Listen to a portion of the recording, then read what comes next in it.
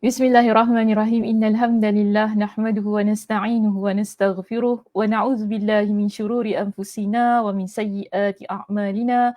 Man yahdihillahu fala mudhillalah wa man yudlilhu fala hadiyalah. Wa asyhadu an la ilaha illallah wahdahu la syarikalah wa asyhadu anna Muhammadan 'abduhu wa rasuluh. Amma ba'd.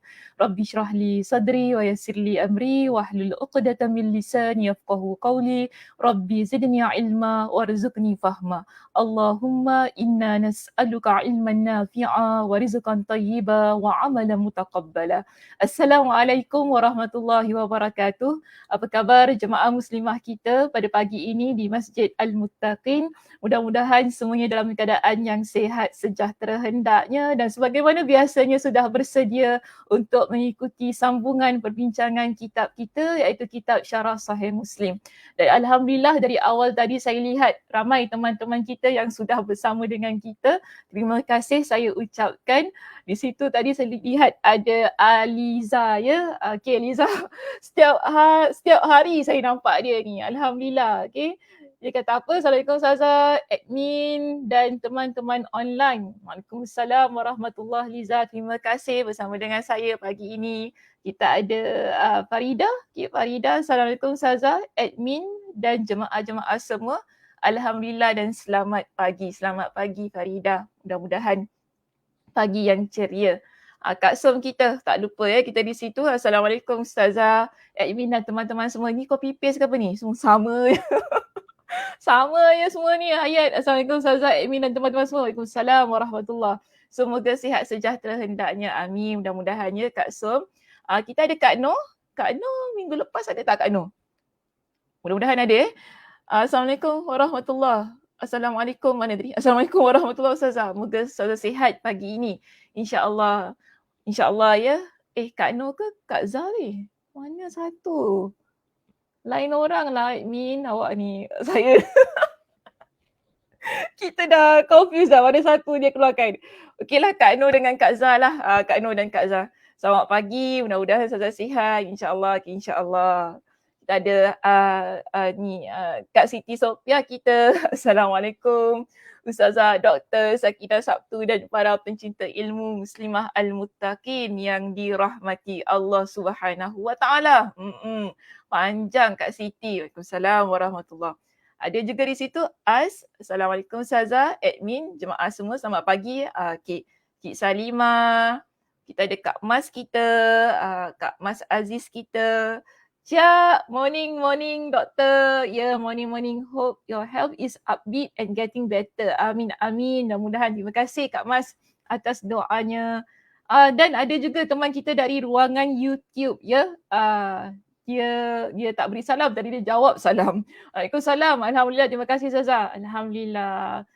Okey, betul lah minggu lepas saya tak ada Ustazah. Nampak saya prihatin ya siapa yang datang, siapa tak datang ni kuliah. Walaupun kita kuliah secara online. Kak Ram ada. Buat julung-julung kalinya Kak Ram dia memberikan salam di sini. Assalamualaikum Ustazah Dr. Sakinah. Waalaikumsalam warahmatullahi Kak Ram. Mudah-mudahan sihat ya Kak Ram. Takut kita dengar suara Kak Ram kat situ. Okey baik. Alhamdulillah. Macam mana muslimah pada pagi ni? Kita berada di muka surat yang keberapa? Sila letakkan di ruangan komen. Nanti admin saya akan keluarkan. Juga demi membantu teman-teman kita yang lain. Yang mungkin minggu lepas tak dapat hadir ya. Jadi hari ini mereka dapat hadir. Jadi sila letakkan di ruangan komen. Hari ini kita akan sambung muka surat yang keberapa. Saya nak tengoklah. Ingat ke tidak? Ya, apa khabar? Salam bagi Ustazah, apa khabar? Alhamdulillah sihat. Terima kasih Mas Niza.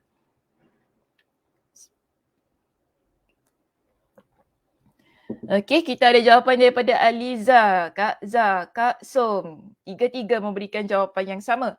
Muka surat 395, second paragraph. Okey, Kak Zah pun cakap second paragraph. Kak Som pun second paragraph. Kak Noh, sambung muka surat 395, paragraph tu. Kak Noh, bagus Kak Noh buat ulang kaji sendiri. Alhamdulillah. Okey, Kak Mas 395 mula second paragraph. Mula ayat jika seseorang. Yes, jika seseorang. Jika seseorang apa tu? Okey, jom. Kita lihat ya. Semua jemaah muslimah kita sila buka muka surat 395. kita masih lagi membincangkan hadis yang sama sebagaimana pada sesi yang lepas, tetapi hari ini kita akan sambung sedikit untuk kita simpulkan ya perbincangan yang terdapat di dalam hadis ini. Muka surat 395 di perenggan bermula dari perenggan yang kedua.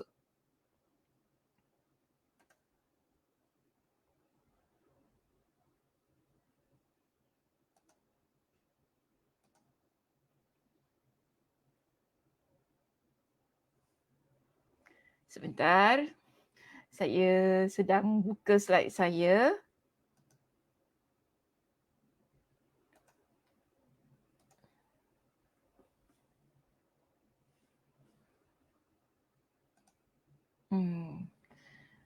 Okey, ni cover dia lah, okey tak apa. Muka surat 395, hadis nombor 100 hingga 101 ya. Baik.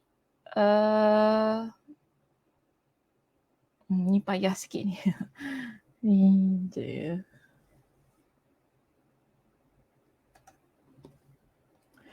Okey, kita lihat ya di sini. Ada satu isu yang terdapat di dalam kitab kita ini yang menyebutkan tentang satu persoalan. Yang tadilah yang Kak Mas kata, mula ayat jika seseorang. Okay, ini satu isu yang dikemukakan berkenaan dengan hadis ini. Baik, pada minggu lepas kita bincangkan ya tentang seorang lelaki yang datang dari Najd, yang mana dia tanya kepada Nabi tentang Islam. Lalu Nabi SAW sebut solat 5 waktu dan dia tanya adakah itu sahaja? Okay, kemudian Nabi kata melainkan kamu melakukan solat sunnah dan seterusnya Nabi SAW sebutkan. Baik, jadi persoalan dalam hadis itu ialah bila lelaki ini kata bagaimana bila lelaki ini kata aku tidak akan menambah dan mengurangi apapun yang telah disebutkan oleh Nabi SAW. Yang kita tahu Nabi SAW sebutkan tentang solat 5 waktu sehari semalam. Nabi SAW juga sebutkan tentang puasa di bulan Ramadan. Nabi SAW juga menyebutkan di situ tentang membayar zakat. Jadi kita ada 3 perkara sahaja yang disebutkan oleh Nabi SAW. Sekarang isu di sini, bila lelaki itu kata, saya tidak akan menambah dan tidak akan mengurangi apa yang Nabi SAW sebutkan itu tadi. So, di sini Imam An-Nawawi dikeluarkan satu persoalan. Okay? Jika seseorang bertanya, bagaimana jika dia mengatakan, aku tidak akan menambahkannya padahal di dalam hadis itu tidak disebutkan seluruh kewajipan, larangan dan sunnah-sunnah yang dianjurkan. Nabi SAW sebut 3 sahaja tau. Okay? Ustaz Alias boleh besarkan wajah saya. Okay? Nabi SAW sebut 3 sahaja dalam hadis itu tadi. Solat 5 waktu, puasa di bulan Ramadan dan juga membayar zakat. Jadi kalau lelaki ini, persoalan sekarang, kalau lelaki ini dia tak nak tambah, tak nak kurang, maknanya perkara-perkara wajib yang lain dia tak nak buat ke? Kan? Sedangkan kita tahu perkara yang wajib ini bukan hanya 3 perkara itu sahaja. Kita ada banyak lagi perkara-perkara yang Allah Subhanahu Wa Taala wajibkan dalam kehidupan kita ini. Hidup kita, ya muslimah, hidup kita ni bukan hanya sekadar kita solat 5 waktu yang wajib ataupun puasa di bulan Ramadan, bayar zakat. Bukan 3 perkara ini sahaja. Jadi bagaimana bila lelaki ini dia mendengar apa yang Nabi SAW sebutkan itu tadi. Lalu dia kata dia tidak akan menambahkannya. Padahal dalam hadis ini tak sebut secara keseluruhan tentang hal-hal yang wajib. Adakah bermakna dia cuma nak lakukan 3 perkara itu sahaja dengan tidak menambah dan tidak mengurangkan? Adakah boleh untuk dia buat 3 perkara yang wajib itu sahaja? Okey, baik. Jadi itu isunya lah bila kita baca hadis ini kan. Bila kita baca hadis ni pun pada minggu lepas kita dah jelaskan. Nabi kata dia adalah orang yang beruntung. Jadi adakah dengan hanya melakukan 3 perkara itu tadi, solat, puasa di bulan Ramadan dan juga membayar zakat sudah boleh menjadikan kita seseorang yang beruntung. Sedangkan di sana ada banyak lagi perkara-perkara wajib, ada banyak lagi hal-hal yang sunnah yang tidak disebutkan di dalam hadis Nabi SAW ini. Baik, Imam An-Nawawi rahimahullah dia memberikan jawapan kepada kita. Bila ada mungkin orang baca hadis ini, mereka mempersoalkan sedemikian, Imam An-Nawawi kata apa? Dalam hal ini, maka jawapannya adalah sesungguhnya di dalam riwayat Al-Bukhari. Baik, kita baca hadis ini satu saja ya. Tapi banyak kali saya dah ingatkan, bila kita baca sesebuah hadis, hadis itu mungkin ada penjelasannya yang lebih detail di tempat lain. Maksudnya dalam riwayat yang lain, dalam hadis yang lain. Kita juga boleh dapat di mana letaknya pendikilan ataupun satu yang difokuskan niche pada hadis itu di dalam riwayat-riwayat yang lain. Sebab itu kita tidak boleh, method kita bila kita baca hadis Nabi SAW, kita tak boleh baca satu hadis lalu kita apply dalam kehidupan kita. Kita kena cari adakah di sana hadis yang lain yang lebih menjelaskan ataupun yang lebih menunjukkan kepada kita bagaimana duduk perkara yang sebenarnya. Cara Nabi SAW menjawab hadis itu. So sebab itu di sini bila timbul isu yang mana orang kata kalau gitu kita cuma puasa, kita cuma solat 5 waktu, kita cuma bayar zakat, itu sudah menjadikan kita orang yang beruntung. Sebab itu yang Nabi SAW sebutkan dalam hadis ini. Tapi adakah sedemikian yang perlu kita fahami? Jadi Imam An-Nawawi dia selesaikan isu ini. Dia berdatangkan kepada kita dengan sebuah hadis yang diriwayatkan oleh Imam Al-Bukhari dalam kitabnya Sahih Al-Bukhari. Di dalam kitab itu menunjukkan kepada kita bahawa dalam hadis ini ataupun dalam kes ini, Nabi sebenarnya telah menjelaskan kepada lelaki itu tentang agama ini secara menyeluruh. Okey, buktinya di sini kita lihat, maka jawapannya adalah sesungguhnya di dalam riwayat Al-Bukhari pada akhir hadis itu terdapat tambahan yang menjelaskan maksud tersebut. Di mana dia berkata, lalu Rasulullah SAW mengabarkan kepadanya tentang syariat Islam. Okey. Slide saya dibesarkan semula, saya boleh lihat di situ. Baik, lihat ya muslimah pada poin kita yang kedua yang saya letakkan di sinilah. Mungkin ada di kalangan muslimah yang tidak memiliki kitabnya. Sila lihat di poin saya yang kedua di situ, kita datangkan kepada isu ini dengan apa yang diriwayatkan oleh Imam Al-Bukhari dalam kitabnya. Ada satu lagi riwayat yang menunjukkan kepada kita bahawa Nabi SAW telah mengkabarkan kepada lelaki tersebut berkenaan dengan syariat Islam. Baik, dan apa kata lelaki itu sebelum dia beredar dari Nabi SAW yang tidak terdapat dalam riwayat Imam Muslim, dalam kitab kita ini. Baik, di pengakhiran kisah ini, lelaki itu sebelum dia beredar, sebelum dia pergi daripada Nabi SAW, dia kata begini, demi Allah, aku tidak akan menambahkan dan tidak akan mengurangi sedikit pun dari apa yang telah Allah wajibkan kepada aku. Jadi jelas kepada kita, bila lelaki ini dia kata dia takkan tambah, dia takkan kurang daripada apa yang telah Allah wajibkan ke atas dia, bermakna seluruh kewajipan yang ada di dalam agama ini bukan hanya tentang solat 5 waktu, bukan hanya tentang puasa di bulan Ramadan ataupun tadi zakat, membayar zakat. Okey, bukan itu sahaja.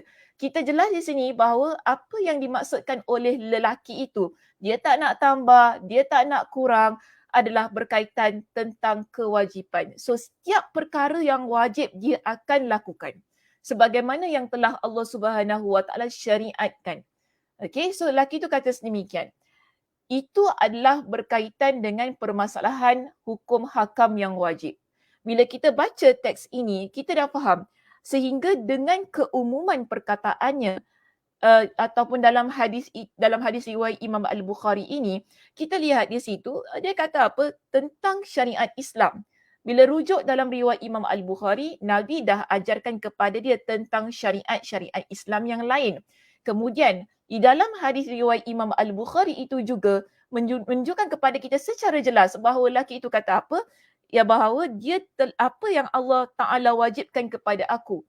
Jadi, isu tentang adakah dia meninggalkan perkara-perkara wajib, adakah dia meninggalkan perkara-perkara wajib itu dapat diselesaikan. Jelas kepada kita dia tidak meninggalkan perkara-perkara wajib yang lain, tetapi di situ dia buat semua semua perkara-perkara wajib yang telah disyariatkan ke atas dia sebagaimana yang dikabarkan oleh Nabi SAW kepada beliau. Baik, sekarang ini Muslimah, kalau kita rujuk pada perenggan kita yang berikutnya, di situ timbul lagi satu isu. Hal yang wajib ni dah settle dah tadi. Kita faham daripada hadis riwayat Imam Al-Bukhari, lelaki itu dia buat semua perkara yang wajib. Bukan 3 perkara saja sebagaimana yang Nabi SAW sebutkan. Tapi bagaimana dengan perkara yang sunnah? Bagaimana dengan perkara yang sunnah? Adakah dia juga meninggalkan atau dia tak nak tambah? Macam mana? Jadi isu ini dibawa pada perenggan kita yang berikutnya di bawah itu. Dia kata adapun yang berkenaan dengan perkara nafilah. Nafilah ni maksudnya ialah hal-hal yang sunnah. Kita lihat begini. Tentang perkara nafilah iaitu sunnah, di kalangan para ulama yang mensyarahkan hadis ini, mereka kata mungkin peristiwa yang berlaku, lelaki ini datang bertemu dengan Nabi SAW yang bertanya tentang hal-hal berkaitan Islam itu tadi, ia terjadi sebelum pensyariatan nafilah.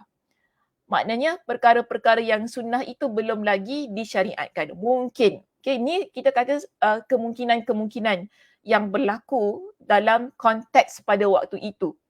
Jadi mereka kata kemungkinan peristiwa ini terjadi sebelum pensyariatan nafilah. Hal-hal yang sunnah belum lagi Nabi SAW tekankan kepada masyarakat waktu itu. Dan dapat juga dikatakan itu kemungkinan yang pertama. Kita ada kemungkinan yang kedua. Mana dia kata sini mungkin juga maksudnya aku tidak akan menambah perkara wajib dengan mengubah tata caranya. Mungkin ini juga maksud. Tetapi Imam An-Nawawi kata apa? Takwil itu adalah takwil yang lemah. Maknanya mereka yang mensyarahkan menggunakan pendapat yang kedua. Yang mana kata mungkin maksud lelaki ini aku tidak akan menambah perkara yang wajib. Dengan mengubah tata caranya, ia adalah satu syarah ataupun takwil terhadap hadis ini yang kita kata pandangannya adalah lemah. Jadi bila dia kata lemah, kita tolak tepi lah ya Muslimah. Letak tepi. Seterusnya kita lihat begini. Pada line yang seterusnya dia kata, dimungkinkan juga bahawa yang dimaksudkan olehnya ialah, mana tadi? Adalah dia tidak akan solat nafilah. Bersamaan dengan itu, dia tidak akan meninggalkan kewajipan-kewajipan sedikit pun. Jadi, yang difahami daripada apa yang dia ucapkan, saya tidak akan tambah, saya tidak akan kurang tentang perkara yang Allah Subhanahu Wa Taala wajibkan ke atas saya itu tadi, kita boleh fahami kemungkinan. Lelaki ini kata apa? Dia tidak akan solat nafilah. Maknanya dia tak akan buat perkara-perkara yang sunnah, namun yang dia buat adalah hal-hal yang wajib sahaja. Kita faham sedemikian. Meskipun, maka tidak diragukan, kan hilang dah suara-suara sekejap Maka tidak diragukan bahawa dia adalah orang yang beruntung. So, jadi kita kata begini, adakah kalau sekiranya kita mengambil kemungkinan yang ketiga di situ. Kemungkinan yang ketiga yang mana dikata dia tidak akan solat nafilah. Tetapi dalam masa yang sama, dia tidak meninggalkan kewajipan-kewajipan sedikit pun. Dalam kes yang begini, dia tak buat perkara-perkara sunnah, tapi dia buat perkara-perkara yang wajib. Adakah boleh kita letakkan dia pada satu kategori, kita kata, oh dia ni adalah orang yang beruntung? Adakah salah statement sedemikian? Jadi tak salah sebab apa? Orang ini Nabi SAW kata apa? Dia adalah orang yang beruntung. Sebab kalau kita lihat kepada penjelasannya di sini kata apa? Meskipun kebiasaannya di dalam meninggalkan perkara-perkara sunnah adalah sikap yang tercela. Kalau kita tak nak buat perkara sunnah ni disebutkan sebagai sesuatu kerugian lah kan, betul tak? Kita kalau ada kemampuan untuk buat solat sunat qabliyah ba'diyah, kita ada kemampuan muslimah untuk kita buat uh, puasa sunat kita kan, Isnin Khamis ke apa kan, maknanya di situ adalah sesuatu yang seharusnya kita kejarkan dan seharusnya kita lakukan. Jangan kita tinggalkan sebab kalau kita tinggalkan bermakna kita menempatkan diri kita pada sesuatu yang dinamakan rugi. Namun di sini walaupun kita kata orang itu tadi dia tak nak buat perkara-perkara sunnah, okey, yang mana kita kata yang menjadikan persaksiannya tertolak, tetapi dia bukanlah orang yang melakukan kemaksiatan. Yang penting sekarang ini, walaupun dalam keadaan yang dia tak buat perkara-perkara yang sunnah, adakah dia buat perkara maksiat? Adakah dia buat perkara-perkara yang boleh meletakkan dia pada dosa? Kan? Yang boleh menjadikan dia sebagai ahli maksiat. Dia tak buat perkara-perkara maksiat.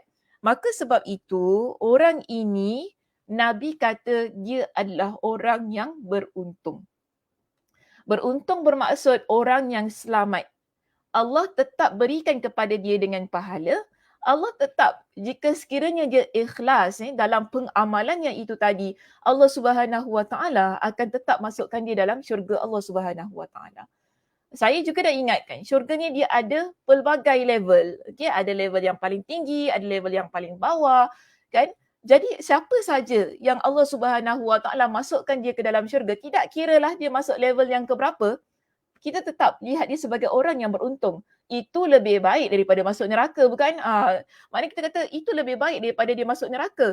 Kerana apa?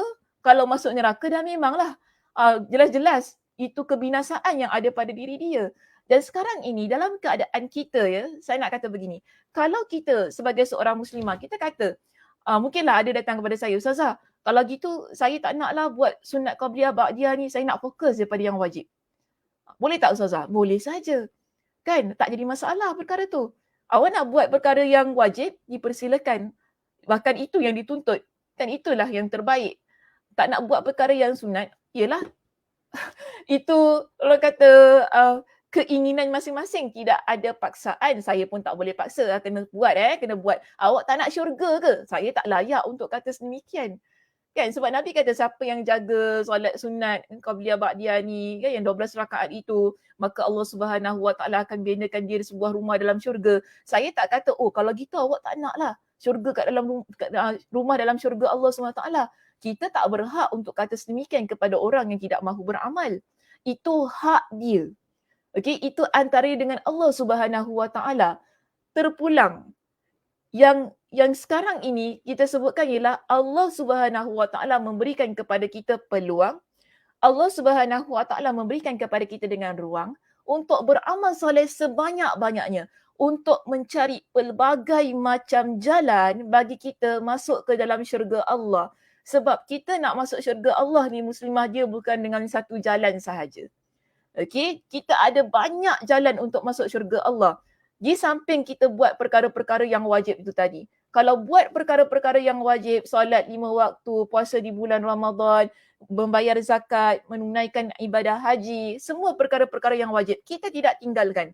Maka berhak seseorang itu, Allah Subhanahu Wa Taala masukkan dia ke dalam syurganya. Tetapi, berkenaan perkara yang sunnah itu, kita berhak ada pilihan. Kita nak buat yang mana? Sebab perkara sunnah ni ada banyak. Ada banyak yang kita boleh pilih yang sesuai dengan keadaan diri kita. Kalau tak nak buat langsung, sayanglah. Bagi saya sayang. Kerana Allah Subhanahu Wa Taala dah berikan kepada kita dengan peluang dan ruang. Cuma pilihlah, ini nasihat saya pilihlah apa-apa jalan yang mudah untuk kita. Mungkin ada orang dia menjadikan jalan menuntut ilmu adalah jalan untuk dia masuk ke syurga Allah. Kan Nabi kata, man salaka tariqan yaltamisu fihi ilman, sahalallahu lahu bihi tariqan ilal jannah. siapa yang melalui jalan-jalan untuk menuntut ilmu, maka Allah Subhanahu Wa Taala akan mempermudahkan baginya jalan menuju ke syurga Allah. Maknanya kita dapat satu jalan ini, dia kata, oh kalau kita belajar kerana Allah Subhanahu Wa Taala ini, Allah akan masukkan kita dalam syurga. Yes, tidak ada siapa yang menafikan tentang ganjaran itu. Jadi mungkin ada orang kata, kalau gitu saya nak belajar sungguh-sungguh. Saya nak menuntut ilmu agama ni betul-betul. Jadi dengan ikhlas kerana Allah Subhanahu Wa Taala, mengharapkan keredaan Allah Subhanahu Wa Taala.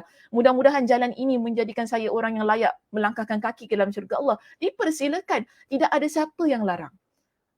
Bahkan itu hak kita. Kita pilih jalan sedemikian. Ada orang, mungkin dia tak sempat untuk belajar kan, macam kita hari-hari pergi kuliah. Ada orang yang tak sempat. Tapi apa dia buat? Dia kena berbakti kepada kedua ibu ayahnya kerana kedua ibu ayahnya sakit. Kan kata dah tua renta, orang kata bedridden. Dia tak ada peluang sebagaimana kita mungkin untuk duduk, dengar betul-betul. Banyak sangat hal yang dia perlu lakukan. Adakah kita kata dia tu tak boleh masuk syurga Allah Subhanahu Wa Taala? Sedangkan baktinya, masa yang dia peruntukkan untuk menjaga kedua ibu ayahnya, kan dengan penat lelah kadang-kadang tak boleh tidur kan, sebab ada mak orang tua fahamlah meragam lebih teruk dari budak-budak tu kan. Kita sabar dengan mak bapak kita ni kerana perangai mereka, kita kena jaga, satu lupa-lupa, yang satu bedridden, perlukan kita. Orang yang begini bila dia sabar, usaha untuk sabar, usaha untuk ikhlas, Allah Subhanahu Wa Taala tidak memandang sepi pada amalan dia. Bahkan berbakti kepada kedua ibu ayah itu adalah sesuatu yang dituntut dalam Al-Quran. Al-Quran sebut supaya kita ni berbakti kepada kedua ibu ayah kita. Allah berikan syurga kepada orang yang sedemikian. Adakah dia beruntung? Yes, dia beruntung. So berkenaan dengan perkara sunat itu, dia ada banyak jalan. Ada banyak cara yang boleh kita lalui untuk dapatkan. Yang isu tadi ialah berkenaan dengan hal yang wajib. Yang wajib ni tetap kena buat lah. Tak boleh pilih. Yang wajib ke, oh saya tak nak solat lah. Tak boleh begitu. Kan, oh saya tak nak bayar zakat lah. Sedangkan kita kena bayar zakat. Dia tak boleh sedemikian. Tapi kalau isu hal yang nafilah ini, hal yang sunnah ini, dia ada ruang untuk kita lihat di manakah sudut kemampuan kita. Adakah kita mampu untuk buat qiyamul lail setiap hari? Kita lihat kemampuan kita di mana. Adakah kita mampu untuk khatamkan Al-Quran setiap hari contohnya? Adakah kita mampu untuk itu dan ini dan sebagainya? Kita pilih di mana letak kemampuan kita. Yang penting sekarang jangan tinggalkanlah, itu nasihat saya. Jangan tinggalkan semuanya. Kalau kita tak boleh buat sedikit, kalau kita tak boleh buat banyak, sekurang-kurangnya sikit pun jadilah. Sikit pun jadilah. Baik, kalau kita lihat pada penerangan di sini, dia kata, tadi mana tadi? Oh, dah selesai saya panjang pula saya cerita. Dah selesai. Kita lihat kepada perenggan yang berikutnya. Wallahu a'lam, dia kata. Kita lihat pada perenggan yang berikutnya. Ketahuilah bahawasanya di dalam hadis itu tidak dicantumkan penyebutan tentang kewajipan haji. Jadi jelasnya tadi, perkara yang wajib, perkara yang sunnah, saya dah selesaikan perbincangannya pada kedua-dua perenggan yang terawal itu. Kita lihat pada perenggan yang ketiga, kita dah masuk kepada isu yang lain. Sekarang, bila kita baca hadis tu tadi kan, kita ada 3 saja kan yang Nabi sebutkan. Nabi sebutkan apa tadi?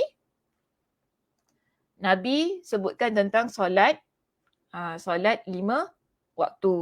Nabi SAW sebutkan tentang apa? Tentang puasa di bulan Ramadan.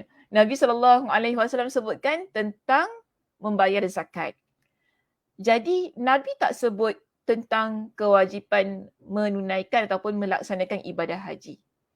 Dalam hadis ini, iaitu hadis kita yang ke-100, tidak disebutkan tentang kewajipan haji. Tidak disebutkan pada hadis Jibril dalam periwayatan dari Abu Hurairah.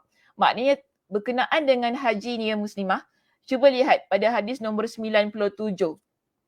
Hadis nombor 97 dalam kitab kita, di situ juga Nabi SAW tidak sebutkan tentang haji.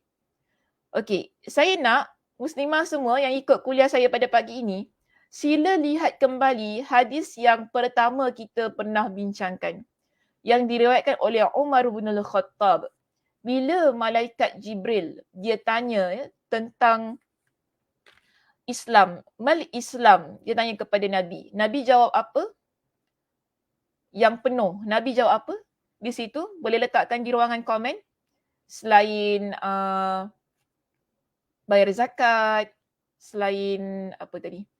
Solat 5 waktu kan? Selain daripada kita berpuasa di bulan Ramadan, apakah jawapan yang Nabi berikan ketika malaikat Jibril datang bertemu dengan Nabi? Hadis riwayat Umar bin Al-Khattab yang kita dah bincangkan di awal sesi dalam kitab iman ini.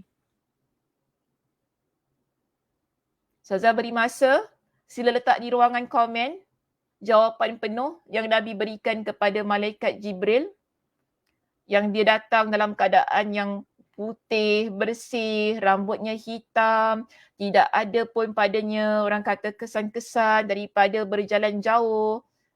Hadis itu. Ingat tak? Kepanjang sangat. Kalau boleh keluar suara bagus juga kat sini, senang saya. Okey. Apa ni? Oh, where can I buy this book? Sila tolong jawabkan untuk dia. Okay. Sila untuk jawabkan untuk Siti ni.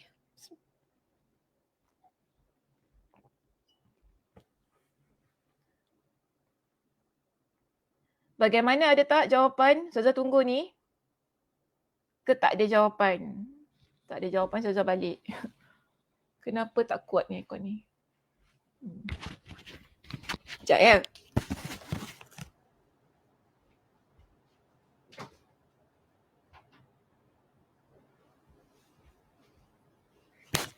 Panas.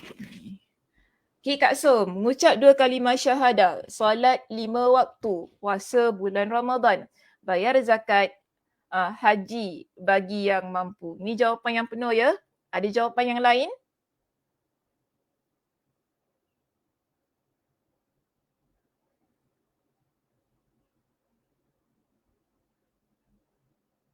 Kak Som seorang saja yang jawab.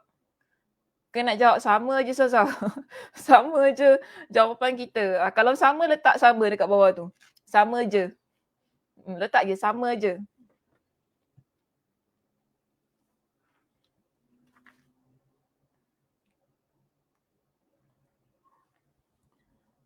Kalau PA saya ada di sini, sila jawab jawapan Siti Amstio tu. Mungkin boleh PM dia tentang buku.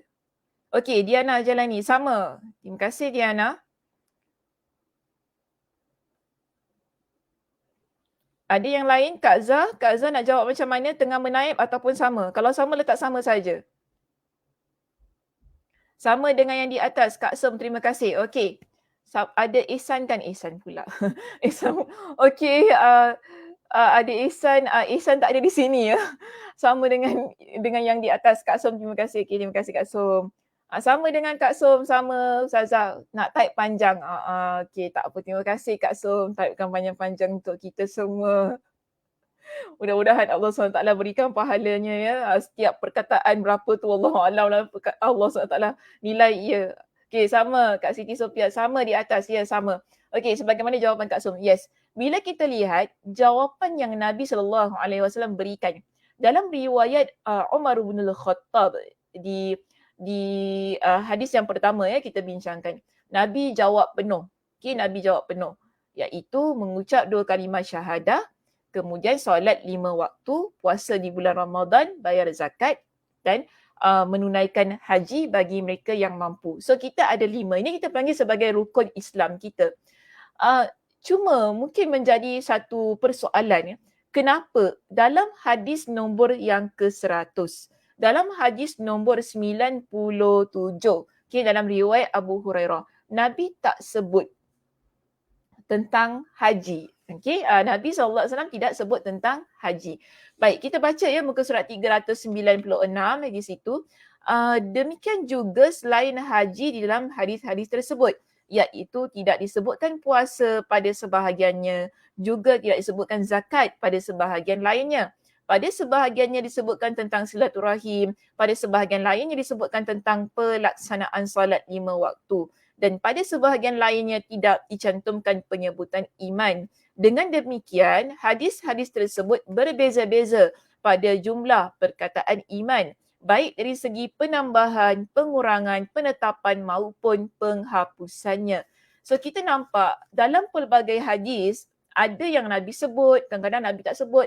Bahkan ada pula perkara-perkara lain selain daripada 5 perkara yang telah disebut oleh Nabi SAW. Contohnya, Nabi ada menyebut dalam hadis lain tentang menyambung silaturahim.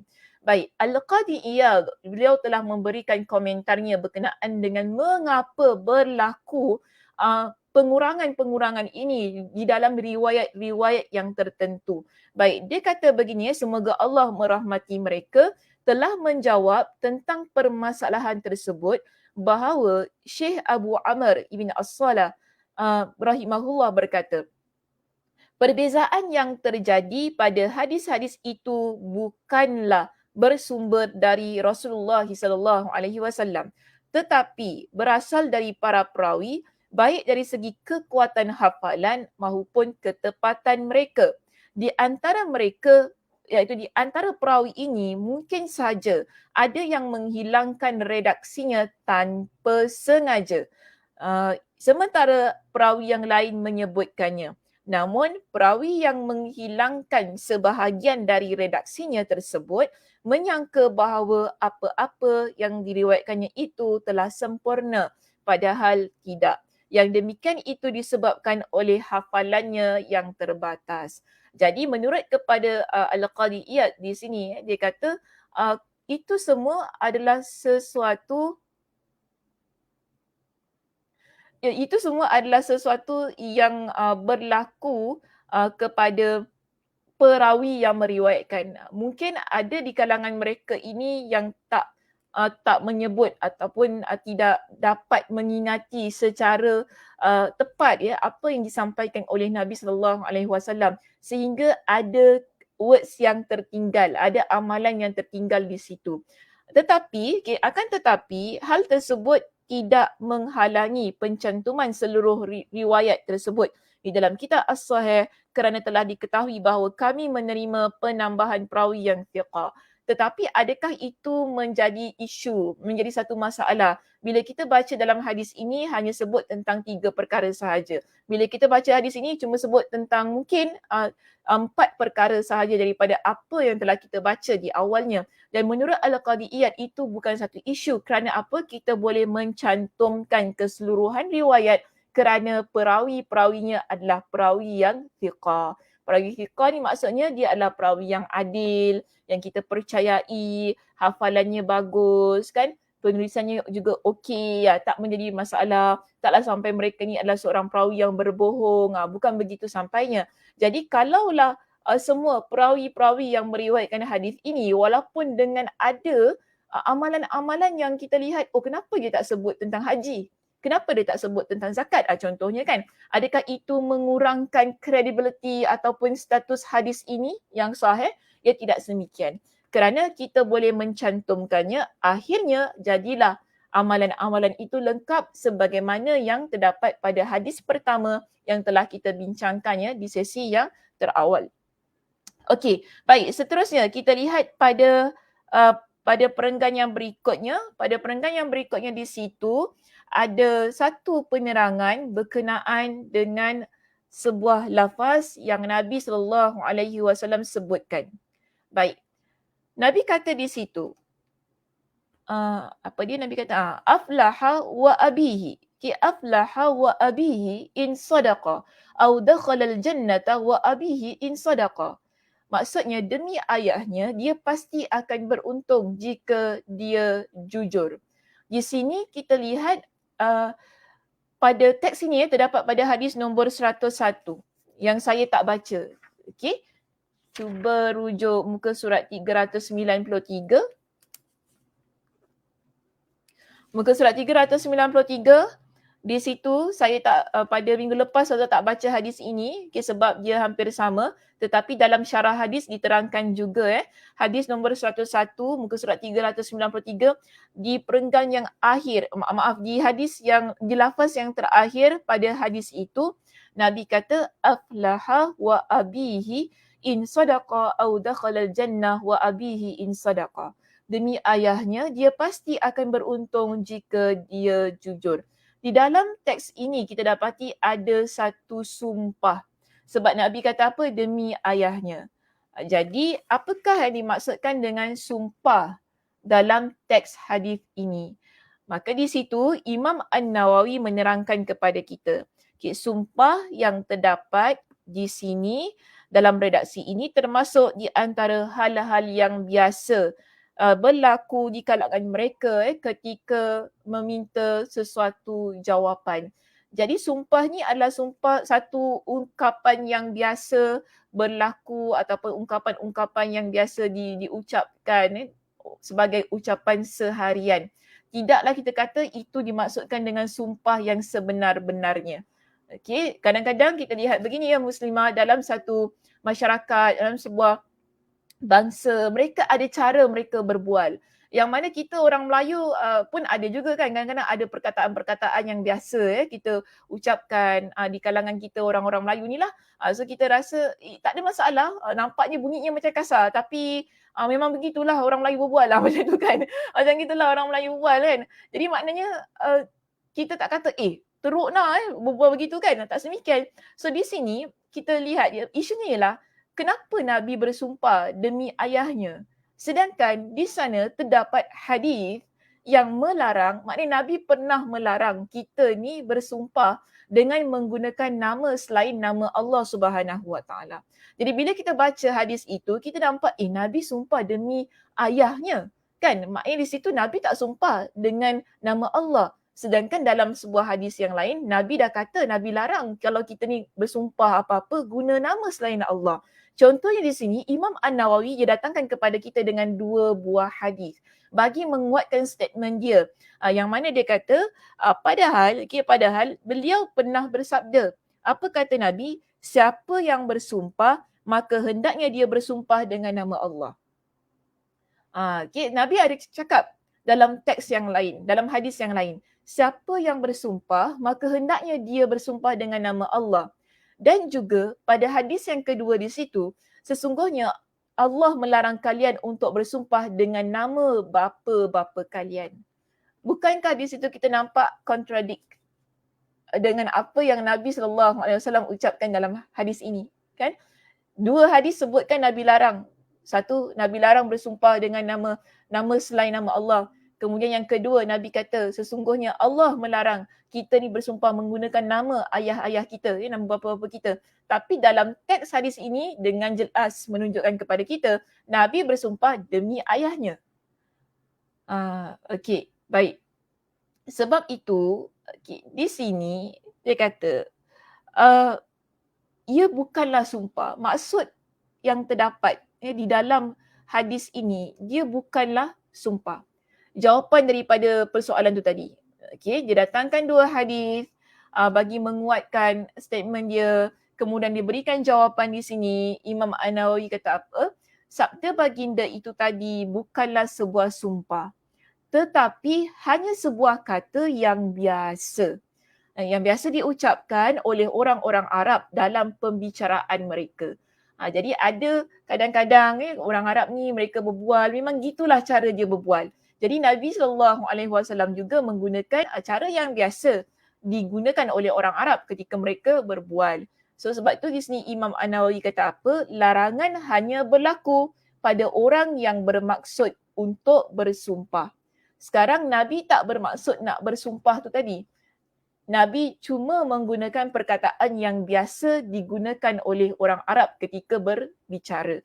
Jadi sebab dia kata kerana hal tersebut mengandung sikap mengagungkan zat yang digunakannya untuk bersumpah serta telah menyekutukan Allah. Kerana mereka yang bersumpah, kalau orang yang bersumpah, dia menggunakan nama selain Allah. Maka di situ kita dapati dia mengagungkan Sebab kita kalau dah guna sumpah-sumpah ni maknanya kita mengagungkan benda tu tau. Yang menyebabkan orang kalau dengar orang percaya, oh dia dah sumpah ni maknanya percaya kan. Tapi ada orang dia nak kuatkan sumpah dia, dia gunakan macam ayat yang kita kan, demi bulan, demi bintang, ya, lautan api sanggup kurenangi, macam gitu Sebenarnya ini kalau betul-betul kita kata, kalau betul-betul niatnya bersumpah tu kan, dia dah menyalahi i'tikad. Boleh menyalahi i'tikad. Kemungkinan besar. Kalau betul lah niatnya memang niatnya untuk bersumpah. Yang bukan kita kata sekadar kata-kata biasa kan. Tapi kalau begitulah niatnya untuk meyakinkan kepada orang yang dia cintai demi bulan dan matahari tu kan, dia kata sedemikian, maka kita kata di sini berlakulah sumpah yang dia boleh mensyirikkan Allah Subhanahu Wa Taala. Sebab apa? Dia membesarkan bulan, dia membesarkan ataupun dia mengagungkan bulan dan bintang itu yang dia lihat lebih besar kuasanya daripada Allah Subhanahu Wa Taala. Maka sebab itu ada larangan. Ya, daripada Nabi SAW, bila seseorang itu bersumpah, dia menggunakan nama selain Allah Subhanahu Wa Taala. Tapi beza kalau kita kata demi Tuhan yang menciptakan bulan, maknanya kita still refer kepada Allah Subhanahu Wa Taala. Kan, demi Tuhan yang menciptakan bintang. Kita kata maknanya Allah yang ciptakan bintang. So di situ kita refer pada Allah. Berbeza ungkapan katanya. Kalaulah dia bersumpah dengan kata yang sedemikian, insya-Allah lah. Maknanya tidaklah berlaku kesyirikan. Tapi kalau betul-betul dia mengagungkan bulan, dia mengagungkan bintang dengan zatnya itu tadi, dengan keagungan-keagungan yang ada pada bintang dan bulan yang dia lihat agung, lebih daripada apa yang ada pada Allah Subhanahu Wa Taala, dalam hal ini boleh berlaku kesyirikan. Sebab tu perlu kita hati-hati ketika kita ni nak bersumpah. Pastikanlah kita sumpah ni, sebab setiap sumpah tu dia ada nilainya. Ada kata konsekuensi dia yang perlu kita hadapi nanti. Jadi kena hati-hati. Sebab tu orang Melayu kata jangan sampai termakan sumpah. Ni ayat orang Melayu ya. Jangan sampai kau termakan sumpah. Kau sumpah-sumpah ni kan. So di situ maknanya sumpah ni merupakan sesuatu yang begitu kuat untuk menguatkan kata-kata kita untuk orang percaya apa yang kita sebutkan. Jadi tidak ada sebarang keraguan. So kalau orang itu dia mengagungkan sesuatu dalam sumpahnya, bimbang. Bimbang boleh berlaku kesyirikan. Tetapi ada pendapat yang kedua. Pendapat yang kedua di sini, pendapat yang lain berkenaan dengan sumpah ini, Imam An-Nawawi kata apa? Ia terjadi sebelum adanya larangan bersumpah dengan selain Allah. Jadi sebab tu kenapa dalam teks itu tadi Nabi gunakan kalimat ataupun lafaz ayat demi ayahnya. Demi ayahnya. Kerana ada juga di sebahagian para ulama hadis ketika mereka mensyarahkan hadis ini, mereka kata apa? Kemungkinan. Kes ini, peristiwa ini terjadi sebelum turunnya ataupun sebelum adanya larangan bersumpah selain Allah Subhanahu Wa Taala. Cuma itulah apa pun kemungkinannya berkenaan dengan lafaz itu tadi, mungkin sebab Nabi bukan maksudkan untuk sumpah, ia hanya pembicaraan biasa, atau mungkin kita lihat bahawa kes itu berlaku, peristiwa itu berlaku sebelum adanya larangan tersebut. Yang penting sekarang muslimah, kita perlu amat berhati-hati ketika kita nak bersumpah dengan sesuatu. Kerana bimbang-bimbang ia boleh menyebabkan adanya kesyirikan dalam sumpah kita. Okey, kita pergi kepada slide kita yang terakhir pagi ini. Untuk menutup perbincangan seluruh hadis 100 hingga hadis 101. Apa yang boleh kita pelajari daripada kedua-dua hadis yang terdapat pada perbincangan topik yang keempat, iaitu bab penjelasan tentang solat merupakan salah satu rukun Islam. Baik, pertama, kita lihat di situ, Imam An-Nawawi menyebutkan solat merupakan salah satu rukun Islam. Jadi jelas kepada kita dalam keadaan kita nak membincangkan tentang rukun Islam ini, solat tidak boleh ditinggalkan. Kalau orang tanya apa antara rukun Islam, kita kata solat 5 waktu. Dijelaskan bahawa sebagaimana yang telah disebutkan di beberapa hadis yang lain, adalah solat 5 waktu yang diwajibkan pada setiap hari dan malam kepada setiap Muslim yang mukallaf. Muslim yang mukallaf ni maksudnya apa muslimah?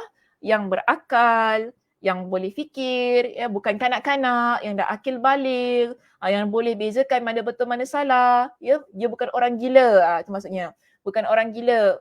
Pertama mesti dah muslim ya. Muslim, bukan orang gila, bukan kanak-kanak. Maknanya tidak ada perkara-perkara yang boleh mengeluarkan diri dia daripada orang yang mukallaf itu tadi. Jadi ada bebanan yang ada pada diri dia. Kecuali, solat 5 waktu ini ada juga pengecualiannya.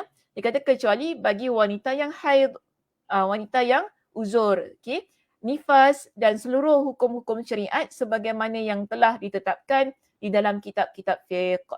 So di situ kita lihat dalam apa jua keadaan solat 5 waktu ini adalah perkara yang wajib. Melainkan untuk situasi-situasi yang tertentu yang telah dibincangkan oleh para ulama fiqh kita. Baik, seterusnya. Poin kita yang kedua.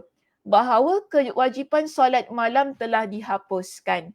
Sebab apa? Nabi SAW bila sebut tentang rukun Islam tu, Nabi tak sebut tentang solat malam. Nabi hanya sebut tentang solat 5 waktu sehari semalam. Jadi di sini poin kita yang kedua menjelaskan bahawa kewajipan solat malam telah dihapuskan hukumnya bagi umat Islam dan hal tersebut telah disepakati secara ijma'. Kita tak kata qiyamul lail itu wajib. Hanya sunnah sahaja. Akan tetapi hal tersebut diwajibkan bagi Rasulullah sallallahu alaihi wasallam. Pendapat yang paling sahih adalah kewajipan tersebut telah dihapus bagi umat beliau. Dan di kalangan para ulama mereka sepakat kewajipan solat malam itu ada pada Nabi sallallahu alaihi wasallam tetapi tidak pada umat baginda sallallahu alaihi wasallam. Yang wajib ke atas umat baginda iaitu kita ni ya muslimah, yang wajib bagi kita ialah solat 5 waktu sehari semalam. Bila kita membaca hadis itu tadi, yang jelas menunjukkan kepada kita solat 5 waktulah yang wajib kepada kita, bermakna di sini bila kita rujuk pada poin kita yang ketiga, solat witir tidak wajib. Jelas pada kita solat witir tidak wajib. So di situ dikata begitu juga dengan solat Eid, itu solat hari raya. Itulah pendapat majoriti ulama. Abu Hanifah rahimahullah dan sekelompok lainnya berpendapat akan kewajipan solat witir.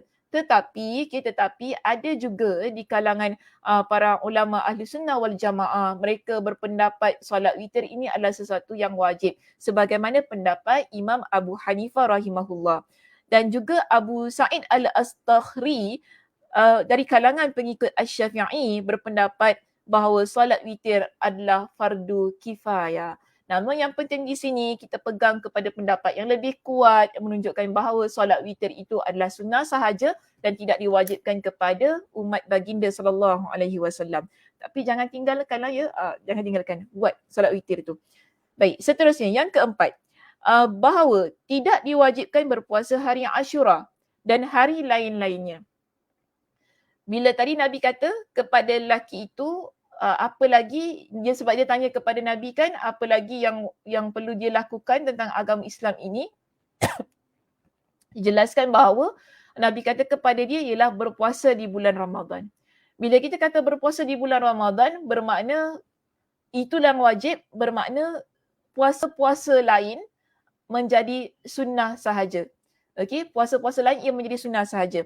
Iaitu dikatakan di sini bahawa tidak diwajibkan berpuasa hari Ashura. Hari Ashura ni maksudnya berpuasa pada pada hari ke-10 dalam bulan Muharram. Dikatakan lagi begitu juga pada hari-hari lainnya seperti kita kata solat pula. Puasa pada hari-hari putih kan? Puasa pada Isnin Khamis, ataupun kita panggil sebagai puasa Syawal kita yang 6 hari itu semua tidak wajib. Yang wajib hanya puasa di bulan Ramadan. Yang menyebabkan kalau kita tertinggal ataupun kita tak lakukan, kita kena qada. Wajib qada. Ini dikatakan sebagai puasa yang wajib. Tapi kalau yang lain-lainnya termasuk puasa Ashura, ia adalah puasa yang disunnahkan sahaja. Para ulama berbeza pendapat tentang puasa hari Ashura. Okay, ada juga perbincangan di kalangan para ulama yang mana kata apakah ia diwajibkan sebelum kewajipan puasa Ramadan atau perintah berpuasa pada hari Ashura adalah hanyalah untuk sekadar anjuran. Okay, para pengikut Imam Asy-Syafi'i berbeza pendapat tentang hal tersebut. Di antara mereka berpendapat bahawa hal tersebut tidak diwajibkan. Inilah pendapat yang paling kuat. Jadi di sana ada jugalah isu persoalan ni kata adakah puasa Ashura ni sesuatu yang diwajibkan ataupun dianjurkan. Tapi kita pegang kepada pendapat yang lebih kuat, paling kuat iaitu tidak diwajibkan. Sedangkan ada juga yang lain berpendapat bahawa ianya diwajibkan sebagaimana yang dikatakan oleh Imam Abu Hanifah radhiyallahu anhu. Yang penting di sini kita pegang bahawa yang wajib sahaja untuk kita laksanakan ialah puasa di bulan Ramadan. Tapi kalau puasa-puasa yang lain ianya adalah puasa yang hanya disunnahkan untuk kita lakukan. Termasuklah puasa pada hari Ashura. Baik, seterusnya poin kita yang terakhir di situ untuk harta. Bagaimana pengamalan kita berkenaan dengan harta? Apakah yang diwajibkan? So bila kita dah baca hadis itu, hadis nombor 100 hingga 101 ini, kita faham bahawa yang wajib untuk harta kita hanyalah mengeluarkan zakat. Bermakna sedekah itu tidak wajib. Okey, sedekah tu tak wajib. Tapi kita kena buat tak? Buat adalah yang terbaik.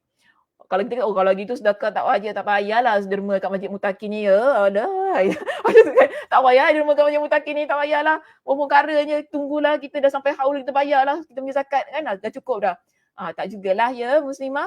Kalau dah sampai haul kita punya harta tu memanglah kita kena bayar zakat. Itulah yang wajib. Kan? Tapi adakah itu menunjukkan bahawa kita tak perlu bersedekah? Kerana sedekah itu hanyalah sunnah untuk harta kita? Buatlah bagi mereka yang mampu. Okay, rebut peluangnya. Sebab sedekah ni dia adalah penghapus dosa. Kalau kita buat, kita banyak bersedekah, dia antara jalan untuk kita menghapus dosa-dosa kita. Ada juga kan sebutkan bahawa ia adalah sesuatu perkara yang dilakukan untuk mempermudahkan urusan kehidupan kita. Banyaklah orang kata keutamaan ni yang terdapat dalam sedekah ini sebagaimana yang ditunjukkan dalam teks-teks hadis Nabi SAW. Jadi kalau kita dapat bersedekah, alhamdulillah. Perbanyakkan sedekah. Itu juga yang Nabi SAW ingatkan kepada kaum wanita. Bila ada solat hari raya kan, Nabi SAW pergi kepada kaum wanita. Nabi berikan khutbahnya kepada kaum wanita ketika solat hari raya. Antara pesanan Nabi ialah tasaddaqna. Wahai ya ma'syaran nisa, tasaddaqna. Nabi ingatkan, wahai kaum wanita, hendaklah kalian ini banyakkan sedekah. Waksirnal istighfar, dan perbanyakkanlah istighfar.